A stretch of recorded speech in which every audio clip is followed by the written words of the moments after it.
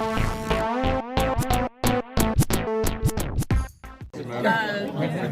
sure.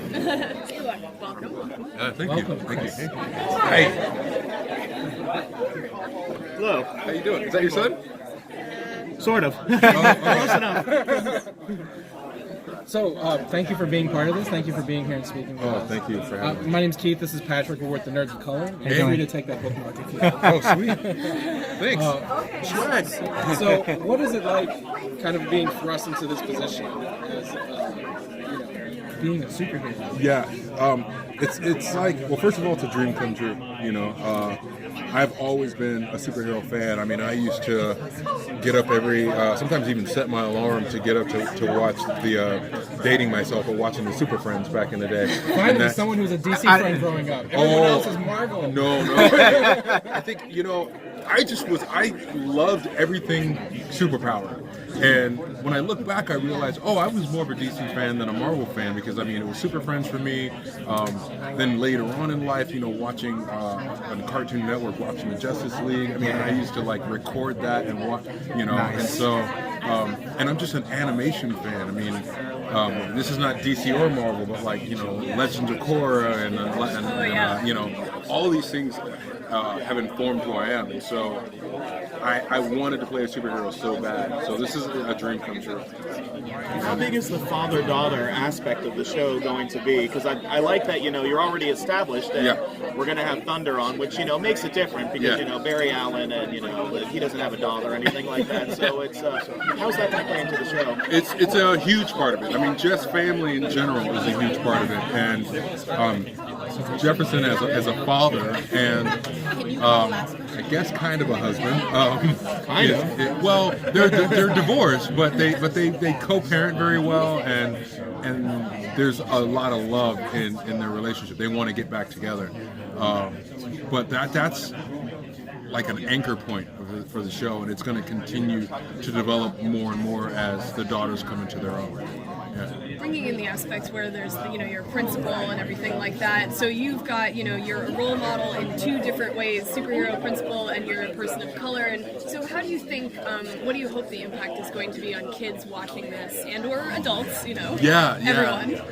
I hope that they embrace it, and I hope, especially with kids, I hope that, Salim has said it, and I'll say it as well, it's like, we can come around to Halloween and these little kids choose Black Lightning and dress up as Black Lightning. We've done something amazing, and so I hope that they embrace it and it becomes a part of their mythology, a part of their fantasy life.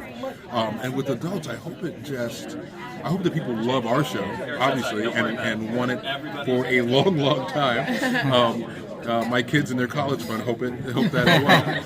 But I also hope that it sparks an appetite for diversity, that it sparks an appetite to have then a show about an Asian superhero, has a show about, the Blue Beetle, I hope that it sparks a movement that creates diversity and where everybody can look and see themselves represented. And kind of going off of that, when you're talking about diversity, can you just talk about the importance of being here for this event that is all about representation and is it's happening on MLK weekend? And so can you just talk a little about the importance of being here for this weekend and this event?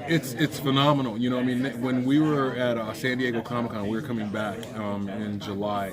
When they told me we're thinking about doing this at this time of year, to be quite honest, I cried because of just the impact and the fact that I was and I get to be a part of that. I just felt so privileged, and it's just a wonderful, perfect convergence of time. It's MLK weekend, and to have it here, and you can't market anything better than DC and DC, right? Right. That's just why have they never thought of it before? I know, right? That's a good question. So it's just.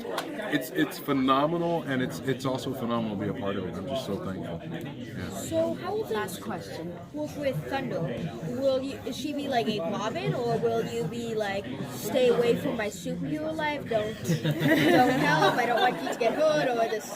It's a little bit of both. When she starts to develop powers, I can tell you that it's a combination for me of pride, because it's wow, my daughter has a part of me in her, but there's also fear, because obviously I don't want her to get hurt, and I don't want her to like, see the things and lose the things that I've lost by doing it. So it's a little bit of both. But yeah, I don't want to give it away. But you'll be very happy.